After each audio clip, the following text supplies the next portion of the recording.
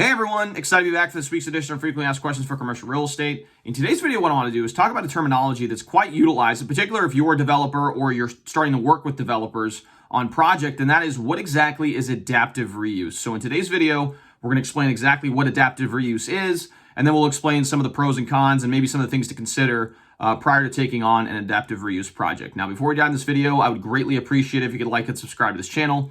It really helps with the YouTube algorithm and ensures more and more people can hear this message and learn about the many facets of commercial real estate. So now you've done that, go ahead and like and subscribe below. Let's go ahead and dive right into this episode.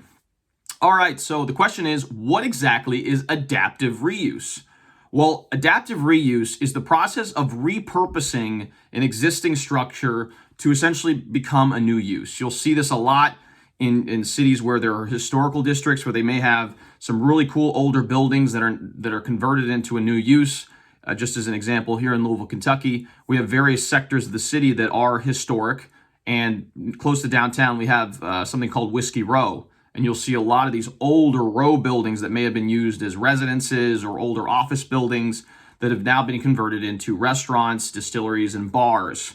And it's really cool because you see the facade of the exterior, and then you walk in and you have this really cool and hip area where people like to go out and drink and hang out. And it's all located close to the stadium where we house the University of Louisville basketball team, and other concerts and such that come to Louisville usually happen in that area. So that's just an example of an adaptive reuse project. As far as things to consider as you're going through the process of determining whether or not an adaptive reuse process is beneficial is a few things. One is that when you maintain the existing structure, in particular if it's an older structure, there's a lot of things that you may not see behind the walls. And so when you're going through the process and considering, okay, well, this would make a really cool restaurant, you really got to think about, okay, what are some of the hurdles that may come along with taking a building that was maybe built in the 1800s and then diving into the walls and trying to figure out what you're working with. So a lot of times the building codes, when they were built in the 1800s or even before, are not going to be the same as they are today. And so when you start breaking into walls and modifying the structure, you're going to have to bring the building back up to modern codes, which could potentially be expensive. Along with that, some of the benefits, I guess, along with that is that you're taking an existing structure and making it into something new, right? You're revitalizing areas. A lot of times you'll see sections of town that may have been blighted, and then the cities will come in and try to incentivize developers to come in and take these existing structures that maybe have been vacant for a period of time to now bring them new life. And so you'll often be able to benefit from maybe some different programs, whether if it's in a historical district, maybe you can qualify for historic tax credits.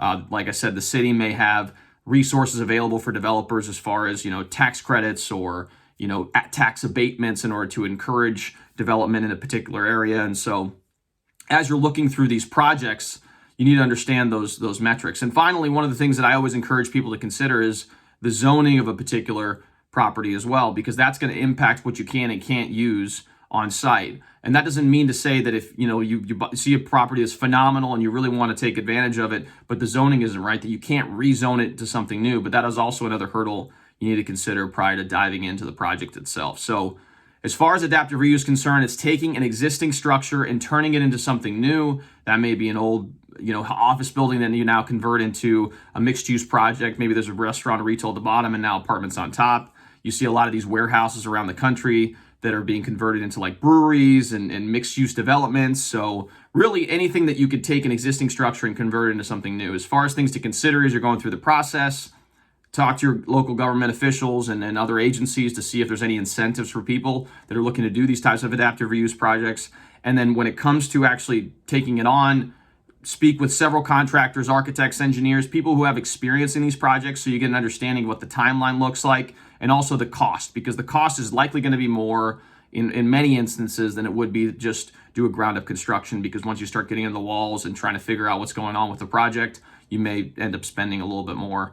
But again, it may make sense. You just got to do your homework and research. And one of the things that I've done with several of my clients is help them identify these types of opportunities in the marketplace here in Louisville, Kentucky, and its surrounding areas. If this is something you're interested in, feel free to reach out to me. I'm a commercial agent in town. I'd be happy to help you. My number is 502-536-7315, or you can reach me via email at raphael@grisantegroup.com. Along with that, if you like this channel and like this video, please like and subscribe. We're nearing 2,000 subscribers, which is pretty awesome. We're looking to become the #1 resource for commercial real estate in the world. So please, please, please subscribe, like the channel, and we look forward to seeing you come back again. So thanks again so much for tuning in, and we'll see you all next time.